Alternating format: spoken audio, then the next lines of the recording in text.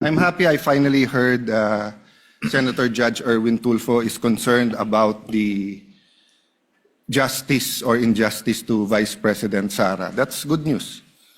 Regarding the waste of time here, sabi ni Senator Joker Arroyo, it is useless to argue a legal point with a non-lawyer.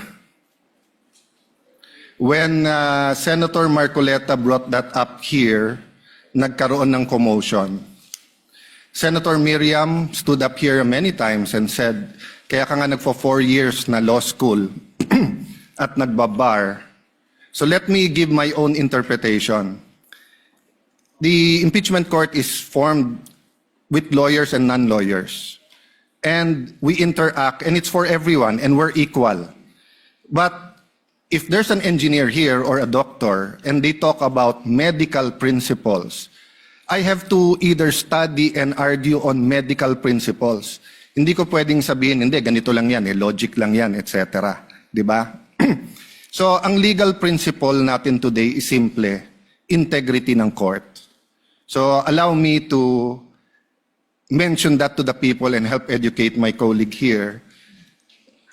The integrity of the court and the justices or judges is always relevant. So if the Supreme Court or COMELEC, Court of Tax Appeals, Sandigan Bayan is being heard and the judges are being threatened, you give them time. So we cannot take the impeachment out of context. May nangyayaring flood control scandal, may nangyayaring gulo sa Team Unity na hindi na united ngayon. We consider Senator Marcoleta and Senator Jinggoy political prisoners, weaponized yung Blue Ribbon Committee at weaponized yung ano. So Mr. President, hindi tama na sabihin na I wasn't, after we brought up the problem with NBI, they doubled down, naggumawa pa ng task force. I mentioned 2 colleagues sa SALN, I didn't accuse them. Sabi ko lang, just like Vice President Sara, just because tumaas ang SALN, can we already ask for the BIR, for the AMLA and the bank accounts? So sabi ko, yan ang i-discuss namin sa Monday. Nag-react na, nag-accuse. I did not take up your accusations here today. Si Secretary Vince Dizon, 3 beses na nag-verify sa Taguig. Sinabi na 3 beses na walang ghost. Ngayon, i-verify ulit.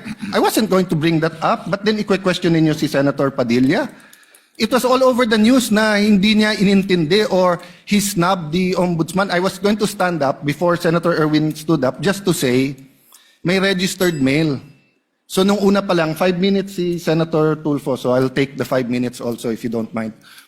The gentleman may proceed and kindly be mindful of the time. Yes, I will now. So I'm just saying, Senator Padilla just stood up to say, sumusunod siya sa batas, tapos. Kaya humaba to, dahil nga, hindi importante ata dito yung integrity ng judge. Lastly, kaya sinabi kong it's useless to argue a legal point. Ilang beses ko na narinig dito. It's our job to clear or prosecute the Vice President. Hindi po. It's our job to try and to decide.